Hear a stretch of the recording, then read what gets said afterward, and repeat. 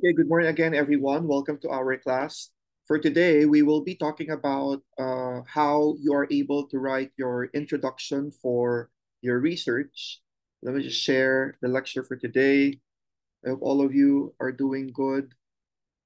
And this is our lecture. Okay, so our discussion for today will help you go through the step-by-step process of crafting or creating your effective and scholarly introduction for your qualitative research. This means that we will be doing it scholarly because in the future, your work can be published either on a journal article online or a printed journal article. And from selecting and approving a relevant topic, which we will be doing already, I think some of you, I have already approved some of the topics, but I would want to see the polished topics that you have created last meeting. By next meeting, I'd like to see the polished one. So I'll be seeing 5 and hopefully be able to approve already your topics so as you can translate the topic into the title because the topics in the titles are very important because if you will not have your topic and title, you cannot do your introduction and the remaining parts of your research paper. And so in doing the introduction for your research, you will be creating using the format of the 3 C's and the 2 A's. The 3 C stands for the context, the content, and the contrast. And the 2 A's would be the aim and the approach. So our discussion will be presenting you practical examples. You have to do citations already, meaning you will have to be able to initially get your literature. How many literatures? You will have to have more than 20 literature journal articles, thesis dissertations, or any other informations like secondary informations, getting it from relevant websites that is connected to your research.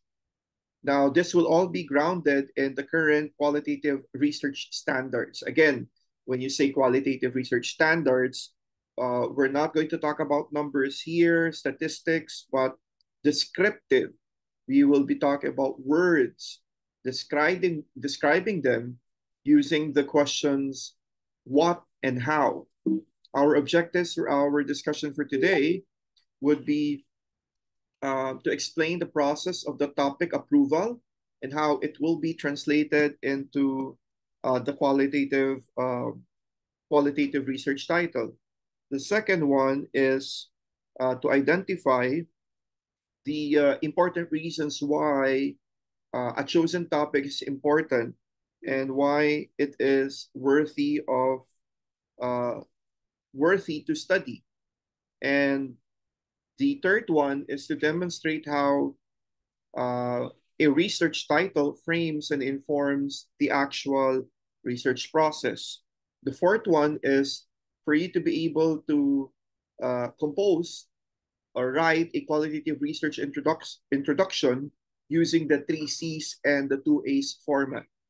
And finally, create the context, content, contrast, aim, and approach sections with recent and relevant citations, primarily from years 2021 and 2025.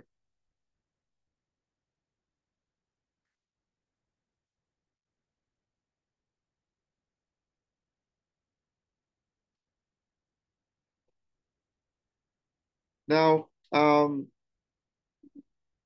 one very important part, again, in still doing your introduction, are citations. I made mention there that you should have relevant citations from years 2021 or 2020 up to 2025. Citations refer to references that you have used or you will use to gather information, and this information includes the ideas or the data in an actual research project. So You will have to acknowledge the original authors and allow your readers to verify your sources or to explore them further. Now, citations are very important because for you to avoid plagiarism, remember, you will be held liable, makakasuhan ka if you will be copying a certain text without the proper citation. Nasa ano na yan, nasa batas na yan. So giving credit where it's due shows our academic integrity. Pag hindi sa'yo, huwag mong aangkinin, you can cite it. Now, citations usually support your claims. It's not just saying your opinion, but this is based on a certain information coming from another person. Citing credible sources backs up your arguments with evidence. You're not just talking here, but you're backing it up with evidence that what you said is truly it's true, it matters, basing it on a certain information or an author. The third one is that citation allows others to follow your research path. Now, others can track down your sources to understand or even challenge later on your conclusions. And citations are very important because it adds credibility. Now, proper citations show you've done your homework and are contributing to a scholarly conversation, meaning what you're doing is legal, okay? And that you're not going to be held liable because kinopya mo man yan, but you were able to have cited properly. Now, we will be using, there are actually different types of citations. You have the MLA, that refers to mostly humanities and literature. You also have the Chicago format for history and humanities. You also have the IEEE or IEEE, that's engineering, computer science. And you also have the Harvard approach in citations, social sciences and business. But for us, we'll be using APA for psychology, education, sciences, and business. And when should you use citations? Now, when you are going to quote someone directly, you can cite. When paraphrasing an idea that is not your own. When you're using data or statistics, you have to cite. And when you're referring to theories, methods, or previous research, you also need to be able to cite.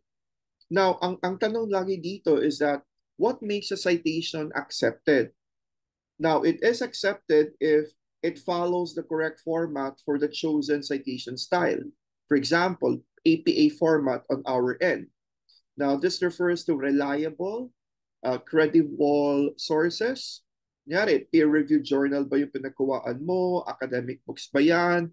Government reports. It should also be relevant to your research topic, and it should be consistent throughout your paper. So don't forget that. Pabalikan uli natin yung citation very soon. Now, the first part is from the topic approval to the title translation. Now, in the topic approval, the ones that you're currently doing, okay, I've asked you to create. I asked you to create 5 topics, then your top 3 and your top choice. With I also made some strategies on how you're going to be able to do your topic. Okay, I think that was in our last lecture, so you will be guided accordingly. So before beginning a study, ensure that your research topic it should be relevant. Parang ito yung, this is what I've discussed previously. It should be relevant to the current societal or academic issues. It should also be feasible, ethically sound, aligned with your strand or field or specialization, and this is capable of yielding meaningful insights. Okay. Now,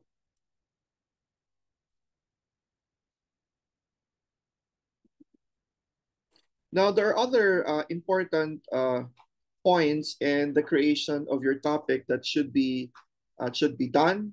I think ano na lang to, review na lang to. So again, you should identify your interest. That's very important. Choose something that you are very curious or you're passionate about. understand the assignment or the objective, know the purpose of your topic. Is it to inform? Is it to argue or analyze? Or is it to solve a problem? So you check the length, the scope, and the deadline to choose a manageable topic. Now you can do a preliminary scan of existing research. The ones that I've asked you to do is to go to Google Scholar and be able to look for possible topics and later on titles. See what has already been studied in the area and helps find gaps in research or new angles on familiar issues. Now you can narrow it down, your title, from the broad topics, for example, for climate change, addiction.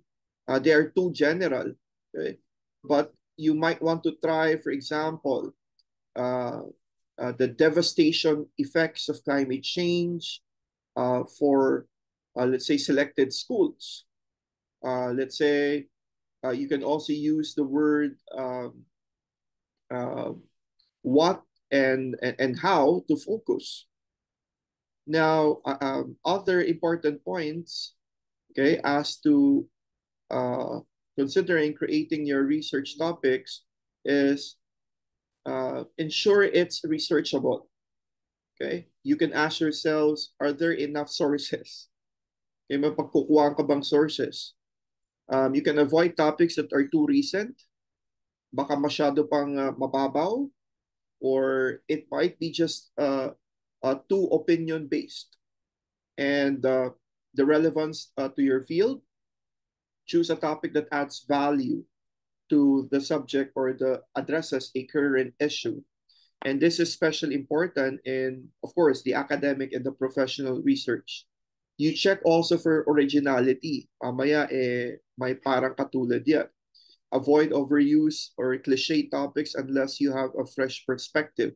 Kunyari, yung artificial intelligence. What about it? Consider emerging trends or recent events in your strand. You have to consider also your participants or your audience. Think about who will read your research. Choose a topic that is suitable in tone, depth, and even the complexity. Now, you can also do brainstorm words or brainstorm keywords. So helpful for later searching databases, or use keywords to identify core concepts of your topic. And finally, you have to be flexible in terms of choosing your topic.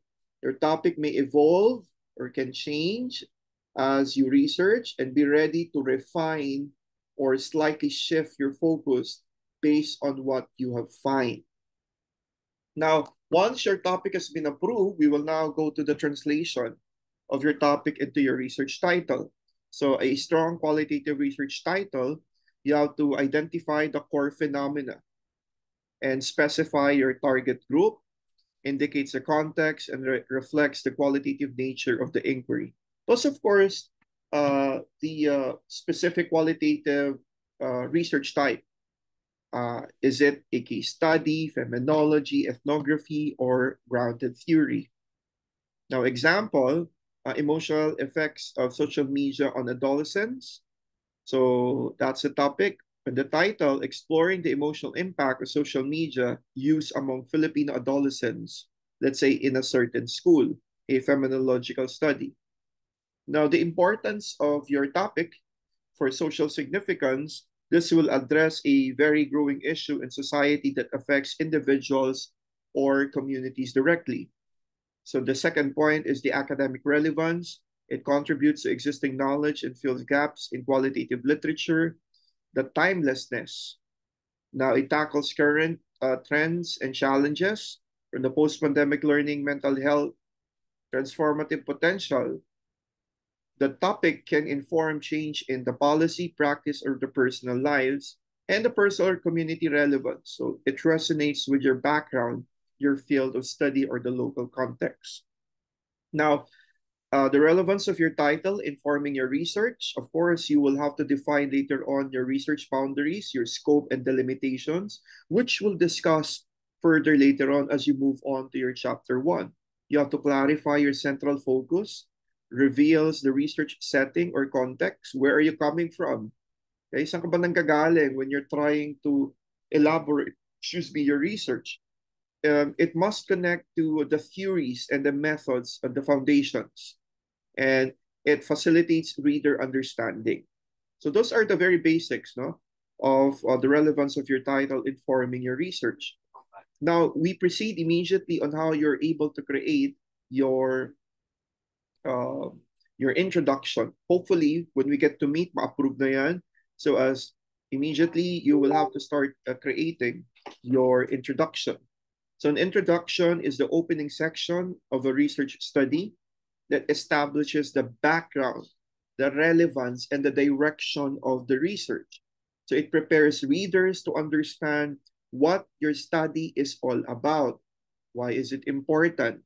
Okay, what gaps it will fill, and how the researcher plans to explore the topic.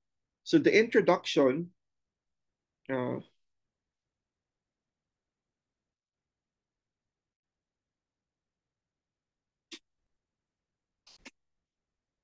now your introduction and the abstract, no, magkaiba yun. Okay?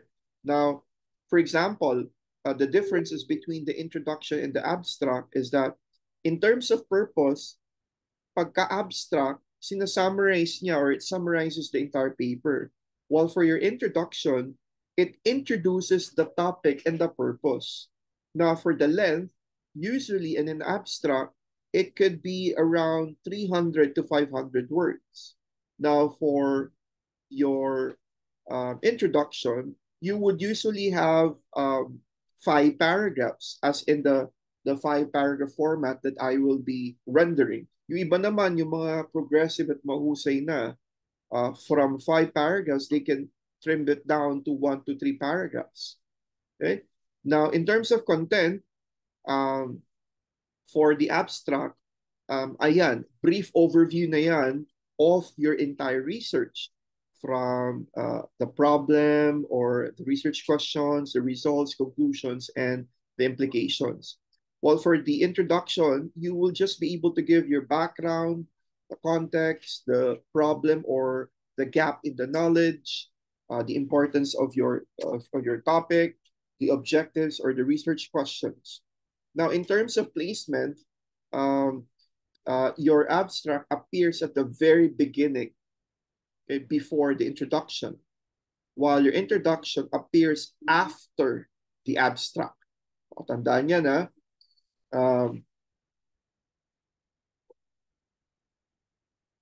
I will ask again, Hannah, um, which is first in chapter 1? Is it the abstract or the introduction? Sir, Which comes first, the abstract or the introduction? if I can remember correctly po, Hmm. abstract. Is it the abstract? You are Oh, correct. wait. Okay. Uh, So, abstract muna and then the introduction. Very good. Okay. Now, in terms of how it was written, we're just trying to compare between the abstract and the introduction. In your abstract, often written last, okay, after the paper is done. But your introduction, it is written early in the writing process. That's why you need to start doing it. Okay. The abstract, after you have finished the research, that's the time that you will be doing it.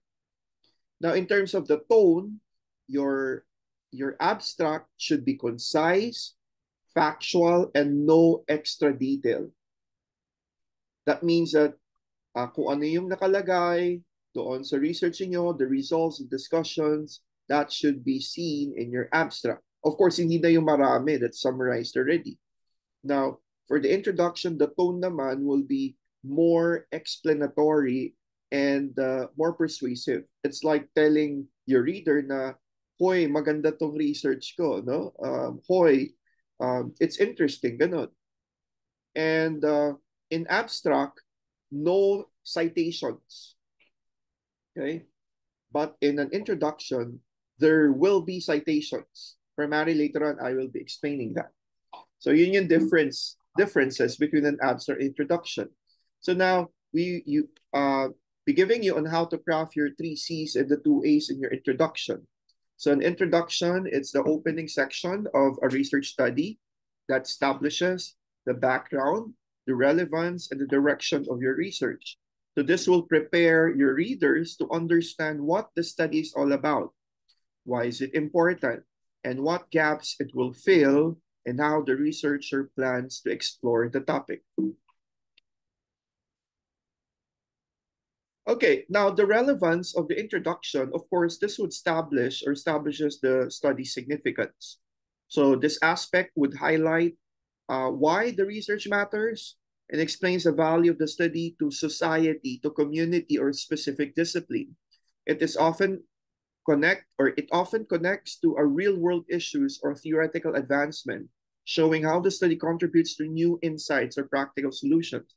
In terms of significance, there are 2 examples here. For example, a study exploring coping mechanisms of Filipino nurses working abroad emphasizes the significance of understanding their mental health support systems, potentially influencing policy reforms or overseas workers' welfare. Then you have a research on indigenous teaching practices in rural Philippine schools, underscores their importance in preserving cultural identity and informing inclusive curriculum development.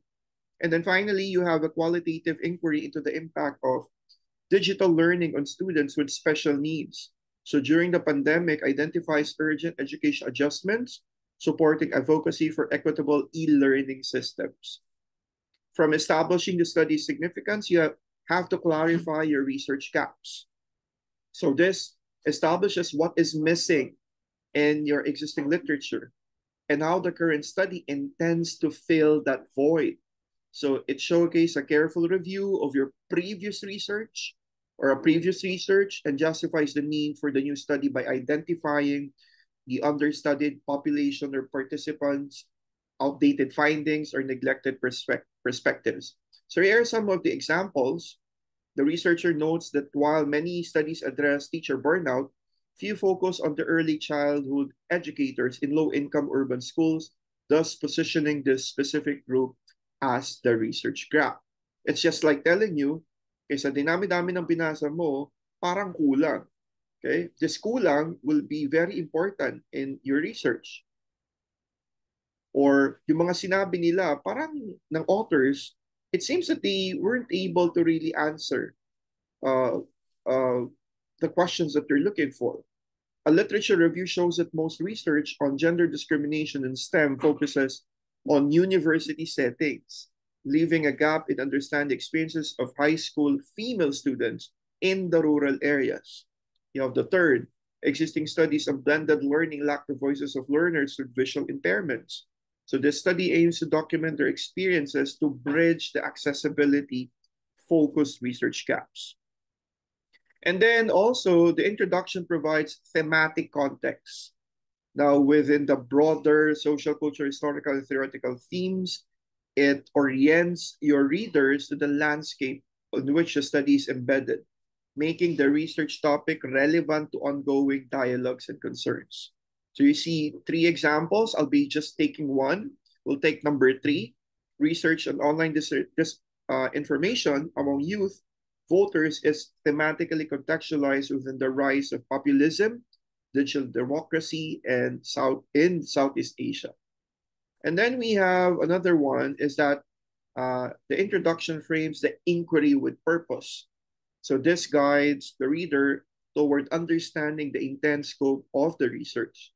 So it clearly states that what the study aims to explore, understand, uncover, or setting the direction for the rest of the research. Let's take example number 2. A qualitative study frames its purpose as understanding the narratives of street children in Metro Manila to reveal how they construct meaning and agency in their daily lives.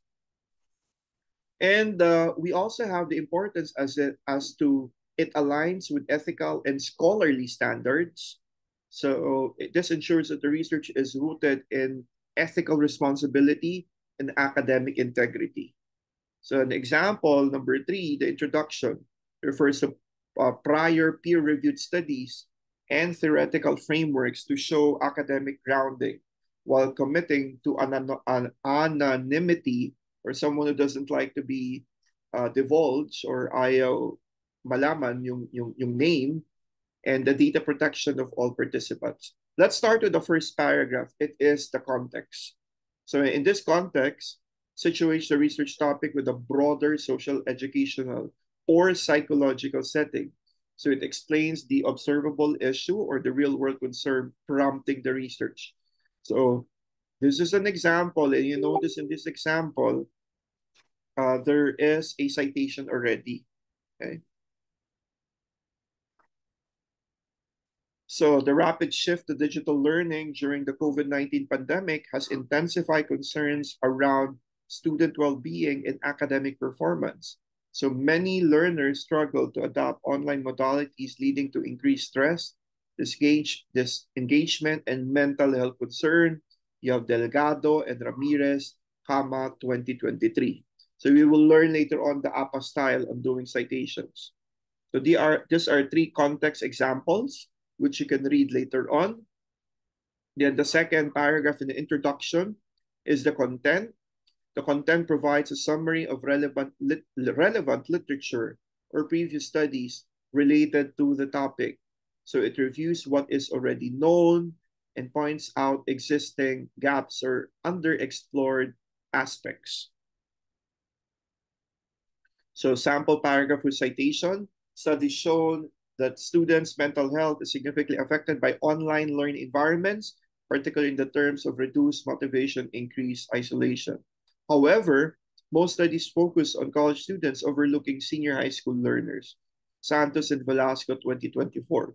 You notice the word however. Normally, the word however will be seen at the beginning part of the contrast part of your introduction. Okay? But it doesn't necessarily say naman na bawal maglagay ng however and the other in other paragraphs. And then we have the third paragraph, which is the contrast.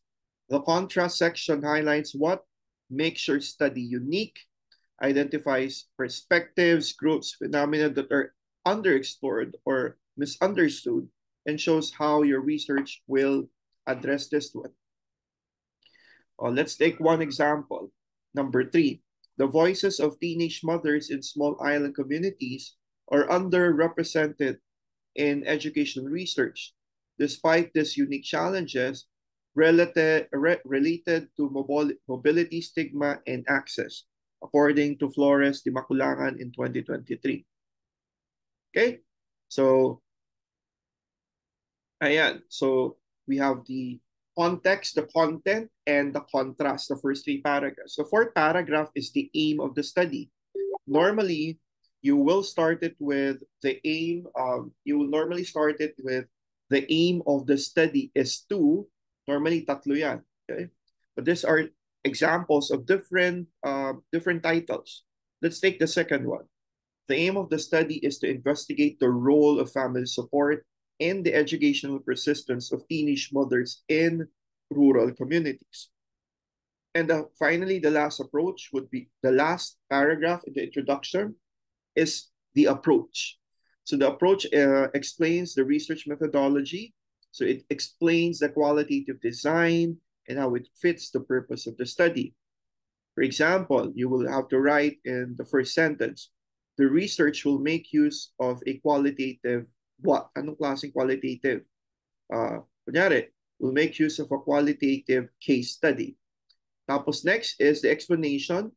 According to, let's say, Win, W-I-N, 2025, okay? Blah, blah, blah. Ganon. Okay? So you will have to explain it using a citation to describe the approach or the specific qualitative design that you have used. Okay? So that's the fifth paragraph. Again, you have the context, the content, the contrast, the aim, and the approach. So huwag kalimutan yun. So to synthesize our discussion, when you create a compelling introduction for your qualitative research, this will have to involve organizing, okay, your thoughts and your paper, and with the help of the scholars through citations, it will help you in moving forward in the creation for introduction. For selecting a relevant topic and crafting a focused title to develop clear structures, okay, for your introduction using the three C's: the context, the content, the contrast, and the two A's, which will be the aim and the approach. So each component builds the foundation for a meaningful inquiry. So updated literature and clearly articulated perspectives ensure that the study is relevant, significant, and contributes uniquely to academic discussions. So when carefully constructed, the introduction not only captures the essence of your research, but also would establish integrity, direction, and value to your entire study. So I guess yun na munang lecture. Again, in doing your introduction, don't forget the 5-paragraph format, the 3 C's and the 2 A's, the context, the content, the contrast, the aim, and the approach. So next meeting, hopefully all of your titles, okay, again, it should be clear from broad to specific, and it should be qualitative in nature. Okay, so I think that's it. Now, if it's all clear, can I see a thumbs up for the class?